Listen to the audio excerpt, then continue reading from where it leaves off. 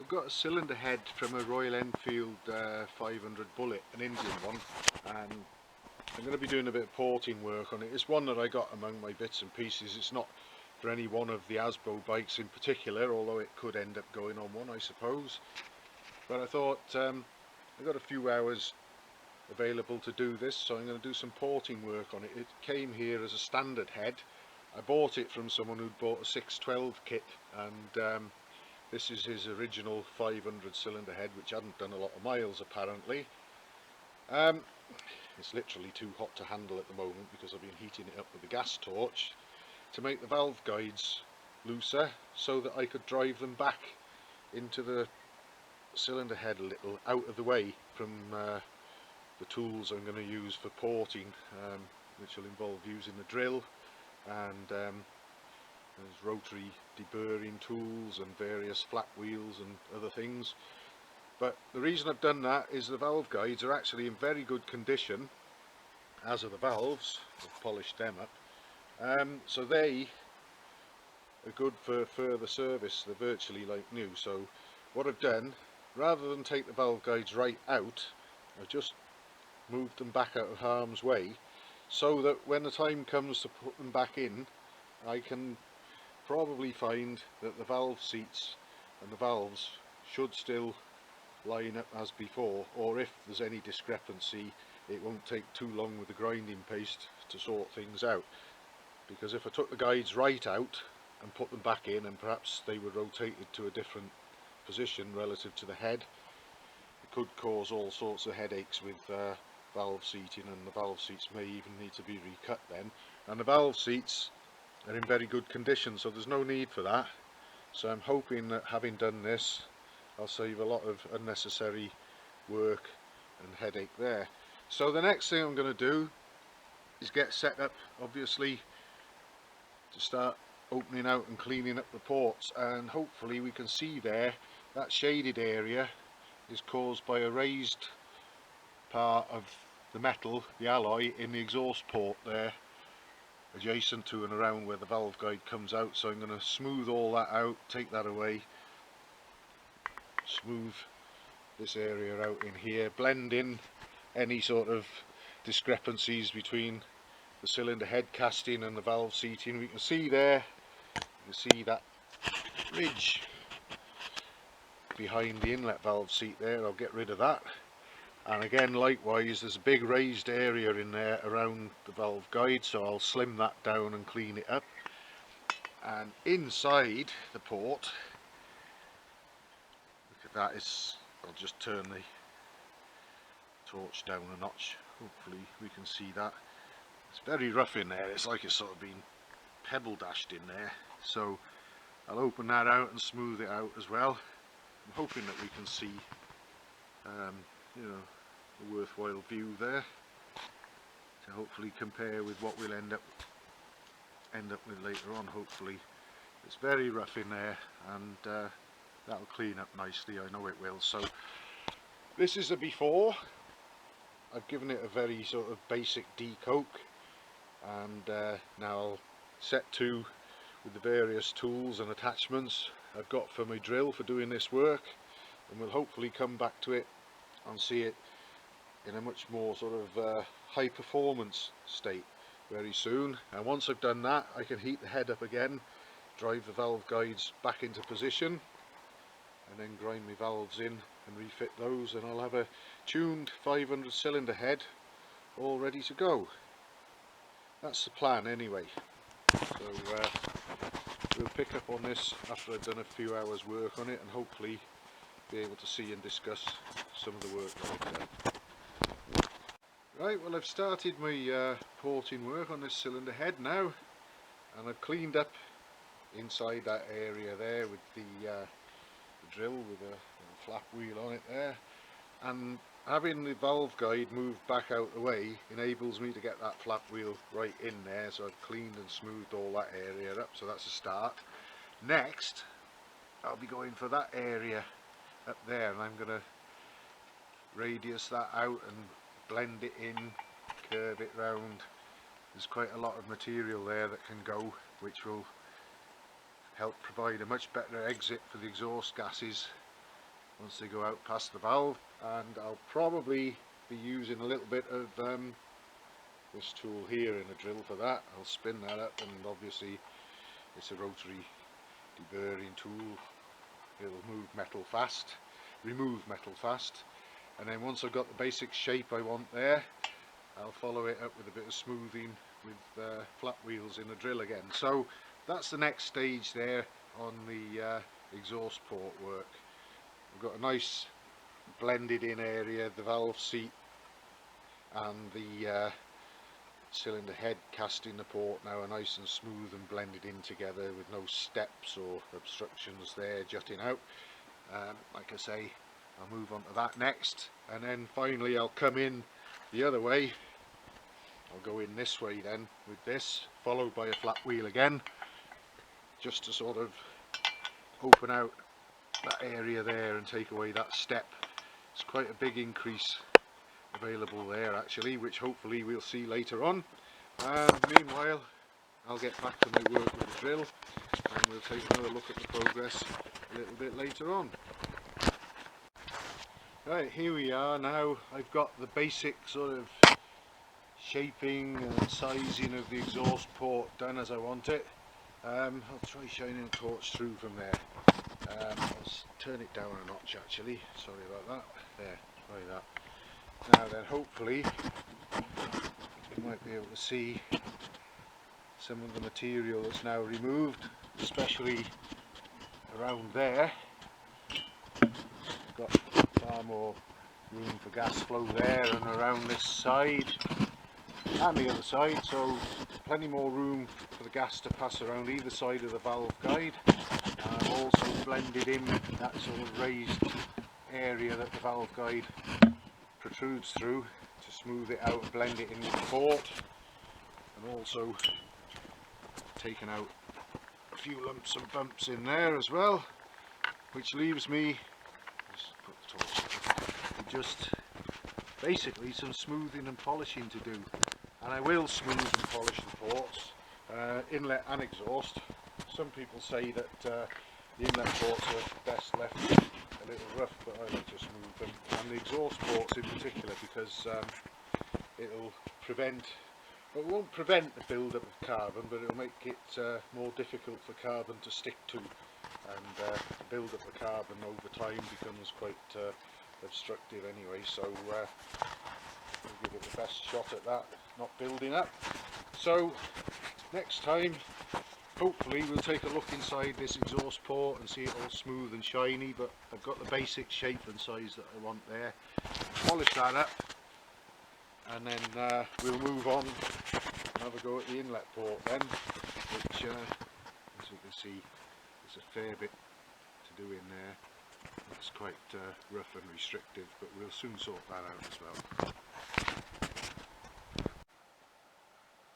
Right, well, I've got the exhaust port roughed out now and just in need of some polishing. I just thought we'd have another little look at the inlet port here, and hopefully we can see that area there that surrounds the back of the valve guide. I'm going to clean that up and dig out around here, open that up, and not so much on that side, because this got quite a good sort of area to one side of the guide, good passageway there anyway, but it'll be smoothed out and polished up. But I can really open that up there.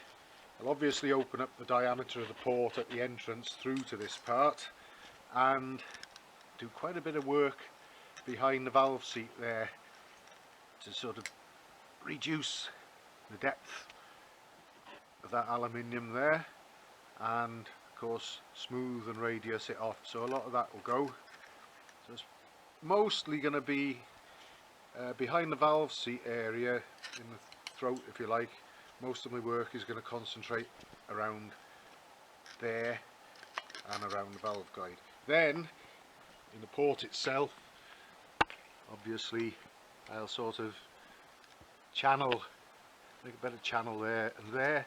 This will be brought up to more of a point and shorter, and I'll increase the diameter of the entrance to the port a little bit and smooth all that out. So that's what I'm going to do next. I'll do the roughing out as I've done with the exhaust port, and then once that's done I'll start smoothing out both ports, and we'll have a look at it again soon when I've done the groundwork on the inlet port and discuss it further.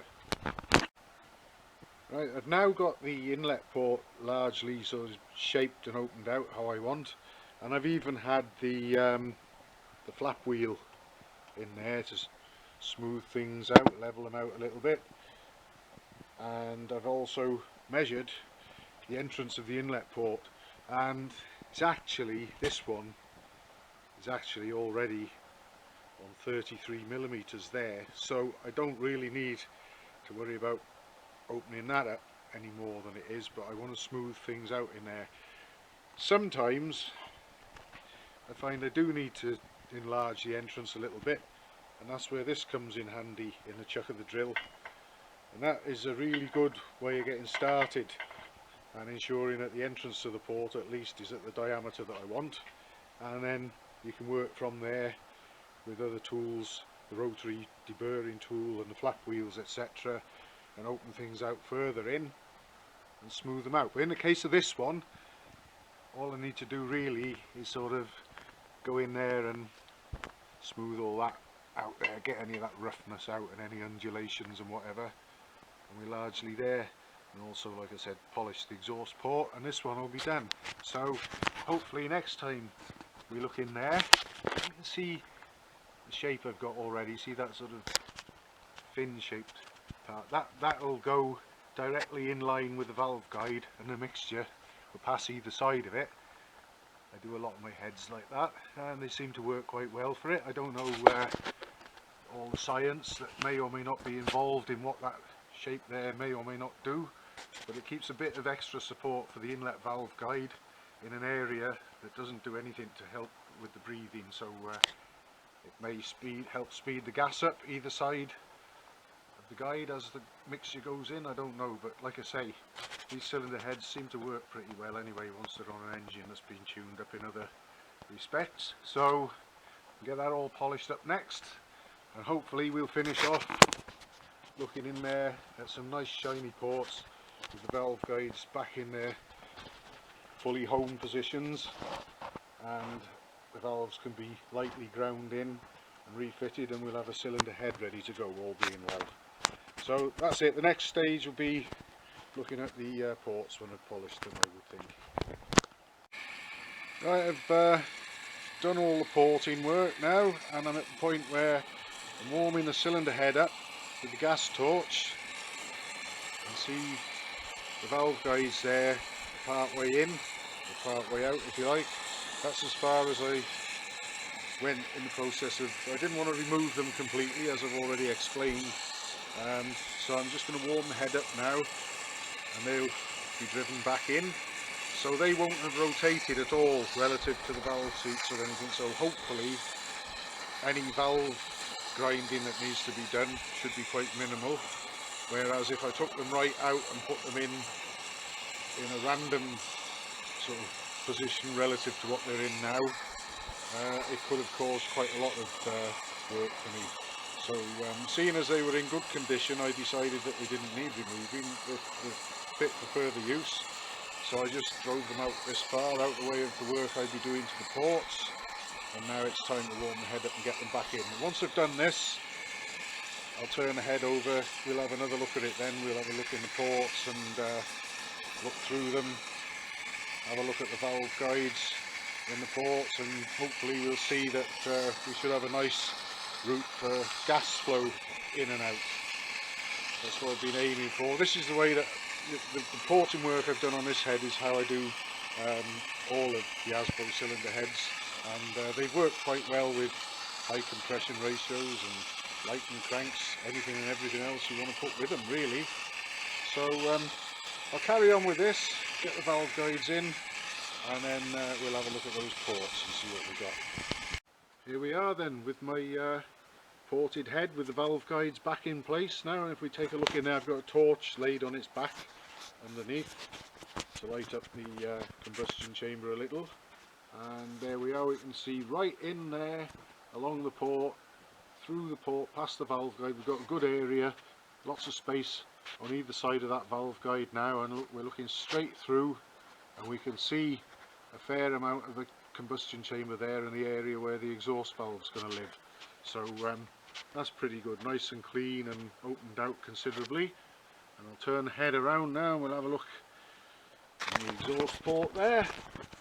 And again, hopefully we can see that I've increased the space in the valve guide area either side of it considerably to help aid flow. And I'll now turn the head on its back and have a good look in there.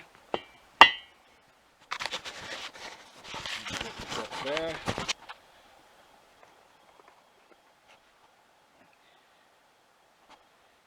Nice clear entry straight into the combustion chamber when that inlet valve is open. And I'll slow it round. And here's the exhaust port lit up. And a nice clear passageway for the burnt gases to get out. So that's a Asbo performance cylinder head for a 500 Bullet, all ready to go, subject to me grinding the valves in and refitting them, and that will be a nice performance cylinder head for a machine that I may work on in the future, or I might even offer this head for sale yet, we'll see. But that's another nicely tuned cylinder head all ready to go. Right, here's where I need to be a bit of an octopus in a minute. I've got my inlet and exhaust valves all cleaned up and ground into the seats, and the seatings appear to look fine, but I'm just going to check that they actually are. So I'm going to put the valves into the guides, into the head, and just close them under their own weight. No springs fitted, and I've got a little bit of clutch and brake cleaning solution here, which is like a very sort of fine solvent, and it'll get past anything basically. I've got a spark plug in the head there, but nothing in the decompressor opening. Basically, I'm going to pick the head up, start moving it about, and see that that stuff, that solvent, so although it evaporates very quickly, it's not getting past the inlet valve. Let's try it on the exhaust valve. I hope the camera picks this up. So that's just the valves closed under their own weight, and the seatings are holding that stuff that will get past pretty much anything. So by the time those valves are fitted with their springs, nothing's going to get past them, so I've got good seatings. So I'm going to put the valve springs on next, and then we'll take one final look at the cylinder head all done. Right, well, here we are at the end of the day, and we've got one Asbo spec Royal Enfield Bullet 500 cylinder head, all ported and sorted. The valves polished up, the valves reseated, the ports opened up and enlarged. That's the exhaust one there. Spin the head round. There's our inlet. Nice shiny valve in there, you can see plenty of it now with the port opened up. A lot of nice unburnt mixture in through that, ready for firing in the cylinder and producing more power. And if we have a look here, I've only got the standard valves and springs and so on at the moment, which I've used them with success on quite a few, although there are upgrades available which could be fitted to this. But the basic groundwork is done, the porting's done, the valves are seated, the guides are good, and there we are. That's the business side of it there. I've still got that spark plug screwed in there loosely, just that was just put in there as we saw earlier, just to sort of help hold my clutch and brake cleaning compound in there to see if the valves sealed nicely, which they did. So there we are, that's all done, ready to go on an engine and produce more power. And just, this may be of interest, when I grind the valves in, the grinding paste can be quite stiff and sticky, and I find if I spray a drop, just literally a drop one drip, maybe 2 drips of this stuff at the most onto the valve seat with the grinding paste. That just eases the job considerably. You'll spin the valve much more quickly and easily, and the rather laborious and sometimes tedious task of grinding valves in suddenly becomes a lot quicker and more easy, although it can still take rather a lot of time. But the valves in this head seated nicely, the exhaust seated almost straight away. The inlet took a little bit longer, which just goes to show that even though I hadn't taken the guides right out, just the sheer moving of them, the disturbing of them, can upset the concentricity between the valve and the seat a little. But it didn't take long to get it to grind back in, and both are holding well now, as we've seen, and that's the job done. One Asbo 500 Bullet cylinder head.